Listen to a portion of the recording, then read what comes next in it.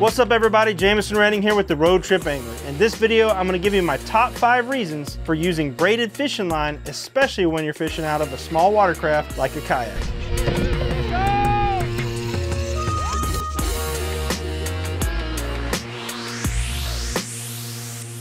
Before we jump into the 5 reasons I think you should be using braid, I just want to point out that I am using Seaguar. They have been a partner of mine for a very long time, but they did not pay for this video. I choose to use them and have used them for years, and luckily I've been fortunate enough to be able to partner with them. They don't only make and actually invented fluorocarbon lines and leaders, but they also have a great lineup of braid, and their braided line is top notch. I've used a lot of other braids over the years and I'm really happy with that product. So that's what I'm personally using. But this video is not about the brand that I'm using as much as it is about the fact that I think braided fishing line should probably be almost exclusively what you're using if you're a kayak angler. Now I know there's a lot of opinions out there, and it really does boil down to the type of fishing that you do and the technique that you use. But I'm going to give you my 5 reasons that I think you should at least consider using braided line. The very first reason that I believe braided line should be using is that it doesn't stretch. So when you're using monofilament lines or even fluorocarbon lines, you're gonna have a little bit of stretch. You're gonna be able to feel that stretch. And sometimes people like and want their line to have that stretch, especially if they're throwing something that's heavy or something with treble hooks like a crankbait or even a topwater lure. The only issue I have with that is when you're in a kayak, you will actually be moving the boat towards the fish when you go to set that hook. Even small fish, small bass, small fish can move and pull a kayak around. If you've ever caught a fish out of a kayak, then you know exactly what I'm talking about. So when you're fishing out a small lightweight craft, whether it's a canoe, a kayak, an inflatable, even my fish gift from Seaguar, these are all very lightweight and fish will actually move them. So I don't want my line to stretch when I go to set that hook. I want to be able to make sure that I'm connected to that fish, that I'm going to get that hook set immediately before that kayak starts to pull towards the fish when I go to set that hook. The more stretch that I have in my line, the more opportunity there is that I'm not going to get that good hook set and get the penetration with that hook into that fish's mouth. And that's not what I want.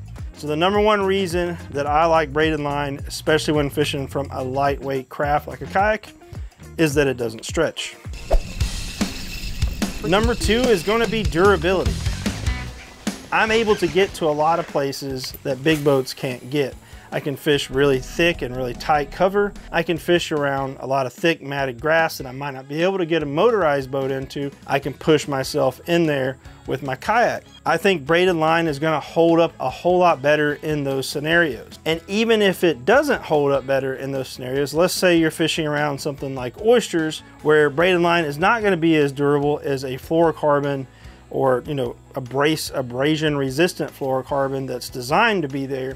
It may not hold up as good, but you can always tip your braid with a leader and you can go as long as you want. If you tie a nice, you know, low profile knot, I use a double uni a lot. There are other knots out there. It's just what I have confidence in. But if you tie a low profile knot to connect that braided line to that fluorocarbon, you can even use a rod length or more if you need to and reel that smoothly through your guides. But I like the braid being my main line because again, it doesn't stretch and I know it's going to cut through any kind of grass, just anything that it comes in contact with. And if I am worried about things that are sharp like oysters or barnacles, I can always put that fluorocarbon leader on there without sacrificing the things that I like about the braid. So the durability and just how it holds up even on the reel itself, it lasts a whole lot longer in my opinion. It's less susceptible to the sun, and you can even take everything off of your reel and kind of flip it. So all that braid that is existing on your reel underneath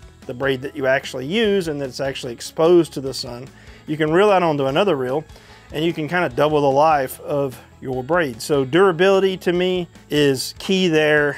A lot of times I don't get my line switched out even every year, and I've had braid in some instances on my rods for multiple seasons and it still seems to hold up really well.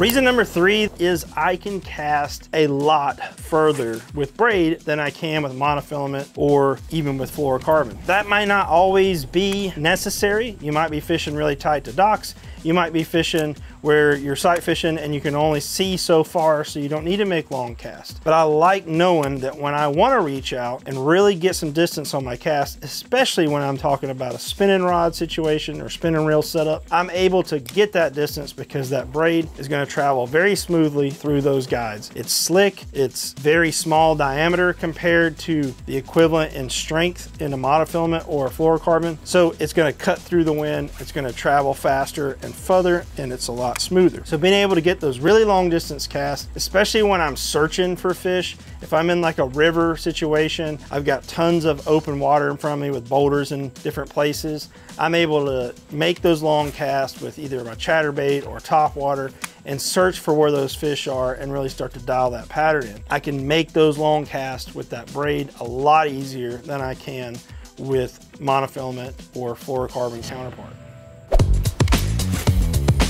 The 4th reason, and I kind of hinted at this in the 3rd reason, but it's the diameter of the braided line. It's much, much smaller when you compare the weight to diameter ratio. If you're fishing a monofilament that is 10-pound test, you're going to be able to move up to a 30-pound test braid and still get about that same diameter. And that's important for a couple of reasons. Number 1, I can actually minimize or downsize my gear a little bit. I can fish a 2000 series reel that might not have as much capacity, but I can still throw 20-pound test line on it because I'm using braid, versus if I was using monofilament, I wouldn't get as much capacity. And that's important because, again, the fish can pull the boat around. I do not need a big heavy drag setup most of the time because the boat is going to move before that fish is able to pull the amount of drag on these smaller reels. So I can downsize, make my gear lighter, easier to handle, makes me less fatigued, and still get plenty of line strength by going to braid because of that diameter offset. I'm fishing the Hundo from Baits. It's a very small, low profile reel.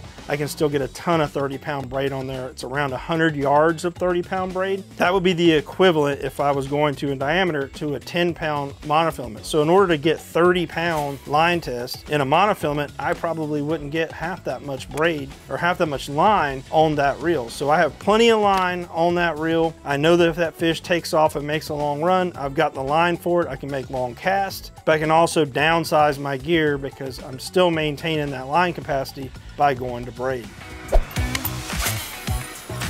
The 5th reason, and to me the most important reason, is because of sensitivity. Braid, as I mentioned earlier, does not stretch. Monofilament stretches, fluorocarbon will stretch. You also will have memory with fluorocarbon and monofilament, meaning that it could actually start to memorize the shape of your spool if you haven't thrown it in a very long time and you go to throw it. If you've ever done that, you know sometimes that you see those coils stay in your monofilament lines and your fluorocarbon lines. But braid doesn't have any memory. It's gonna always lay out flat. So there's no coiled up line, there's no stretch.